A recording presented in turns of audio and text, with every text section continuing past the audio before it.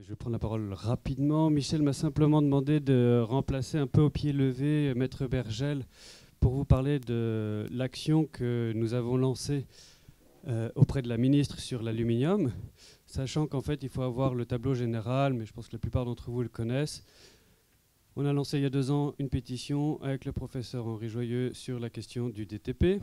Ce qui était très intéressant, c'est que nous, c'était une action totalement pro-vaccinale, évidemment. Cette action pro-vaccinale a rangé le professeur Henri Joyeux comme anti-vaccinaliste avéré. Et là, ce qui était intéressant, c'est que en demandant simplement que la loi soit respectée sur la question de l'obligation vaccinale de l'époque, on s'est rendu compte que de la violence des institutions par rapport à cette prise de position. Et en fait, aujourd'hui, il est évident que nous, on peut débattre de la vaccination. Aujourd'hui, il n'y a pas de débat sur la vaccination. Le seul débat qui puisse avoir lieu, c'est sur l'obligation vaccinale et sur la manière dont les institutions se comportent vis-à-vis de nous. Et peut-être que sur la question juridique qui se pose pour les différents parents qui sont concernés, si on n'a pas de réponse aujourd'hui, c'est parce qu'il va y avoir des procès, il va y avoir différentes stratégies qui seront mises en œuvre par des avocats, on commencera à avoir des jurisprudences, etc. Et là, on pourra avoir une réponse plus précise sur ce qu'on peut dire aux parents. Mais aujourd'hui, personne ne sait précisément ce qu'on peut répondre aux institutions. Nous, le choix qu'on a fait, c'est d'essayer d'obtenir d'abord des décisions de justice rapides. D'où la question du Conseil d'État. Donc sur le DTP, on a posé la question à la ministre, on a suivi la procédure. Le Conseil d'État a dit 2 choses. D'abord, qu'il y avait effectivement une discordance entre l'obligation vaccinale et le marché, et que l'État avait toute latitude pour demander aux laboratoires pharmaceutiques de se conformer aux règles que l'État avait lui-même fixées. Deuxième chose, on avait dans notre question intégré la question de l'aluminium et des adjuvants. Sur ce point précis, le rapporteur, c'était le 16 janvier l'année dernière, 2017, avant la décision finale, a dit « En l'état, le Conseil d'État n'est pas à même de se prononcer sur l'aluminium ». On a donc entendu ce point. On a réuni cette fois pour une nouvelle action 3000 requérants sur la question spécifique de l'aluminium. Maître Bergel est allé voir professeur Schoenfeld en Israël. Elle est en discussion régulière avec Romain Gérardi de l'hôpital Mont-d'Or. Elle a étayé son dossier sur l'aluminium. Aujourd'hui, on revient devant le Conseil d'État. On est encore en cours. Là, c'est toujours la requête devant la ministre de la Santé. Elle a encore jusqu'au 15 janvier pour répondre à notre question. Elle ne répondra probablement pas, ce qui veut dire qu'elle refuse de prendre position. Ce sera donc, une fois les différents délais passés, au Conseil d'État de se prononcer. On verra ce que le Conseil d'État dira. Ce qui est sûr, c'est qu'aujourd'hui, ils auront eu entre les mains un dossier scientifique extrêmement étayé. Donc l'affaire est en cours. C'est vrai que nous, le choix qu'on a fait, c'est jamais de partir de manière frontale. On s'est dit en réalité, et puis même au départ, moi, sur la question de la vaccination, je n'avais même pas de point de vue particulier. On s'est contenté de regarder certaines failles, de constater que quand on soulignait des failles, il y avait une réaction institutionnelle d'une violence inouïe. Et derrière, on s'est dit, mais comment est-ce qu'on essaye de continuer à jouer à ce jeu un peu de guérilla, hein, d'une certaine manière, où on va prendre des petits points par là, des petits points par-ci.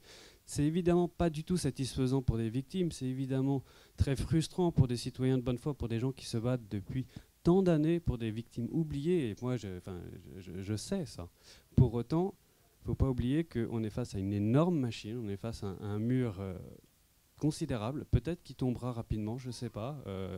C'est ce que je disais tout à l'heure à quelqu'un, le mur de Berlin, il est tombé 2 ans avant, les Allemands de l'Est, ils ne pensaient pas du tout qu'il tomberait. Donc peut-être que les choses avancent et qu'en réalité, cette réaction extrêmement féroce du pouvoir qui impose une loi impossible aux familles, c'est aussi une forme d'inquiétude de ce pouvoir qui se sent obligé, alors que 95% de la population est vaccinée, que les gens sont d'accord pour se faire vacciner. Les gens sont d'accord et on leur met un pistolet sur la tempe pour qu'ils continuent à le faire. Ça paraît absurde.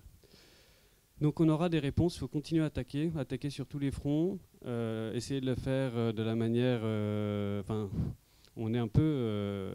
chacun doit développer la stratégie qui lui paraît la plus efficace. Ce qui est évident, c'est qu'il faut pour les scientifiques, continuer à argumenter, toujours inlassablement. C'est vraiment le travail de Michel, de Serge, et de nos deux Michel et de Serge.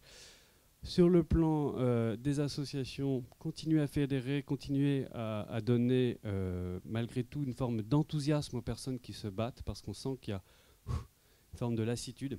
Et ce qui est important, c'est qu'on va continuer à mener des combats, on va marquer des points, et inlassablement, en faisant ce travail, parce que aussi chez les ministres, aussi dans les familles de députés, il y a des victimes, et les gens finiront par le comprendre, s'en rendre compte.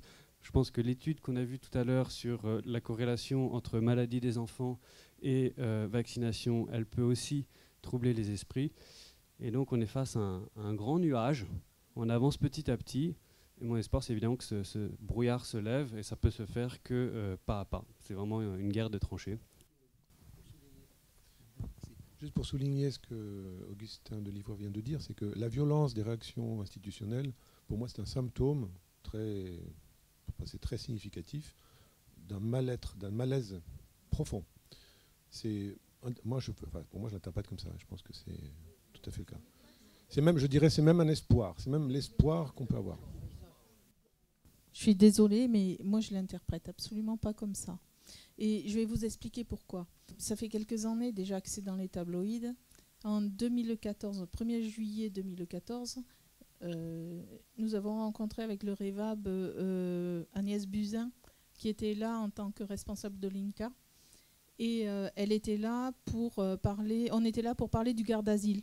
Donc il n'était pas encore question des 11 obligations vaccinales, mais ce qu'elle veut faire et ce qui va être fait dans les mois prochains, c'est de faire vacciner tous les enfants, garçons et filles, à l'âge de 9 ans par le garde d'asile. Donc on en avait déjà entendu parler en 2014, nous sommes allés la rencontrer. Et c'est quelqu'un qui est très fermé et qui a une logique propre qui est très particulière. C'est-à-dire qu'à un moment donné de la discussion, on parlait de l'incidence de la maladie, des maladies avec le papillomavirus et des cancers. Et puis elle nous dit, mais vous vous rendez même pas compte de ce que vous dites, parce que à Mayotte, là actuellement, vous avez énormément de cas de personnes qui ont des papillomavirus et qui développent des cancers. Je dis d'accord, ok. Est-ce que ces personnes-là ont un suivi, un frottis régulier, assez tôt pour pouvoir les aider à prévenir la maladie?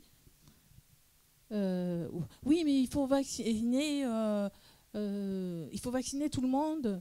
Ok, mais alors vaccinez cette population si vraiment vous êtes inquiète pour. Ah mais non, mais on ne va pas stigmatiser toute la population de mahoraise, on va vacciner la totalité de la population française.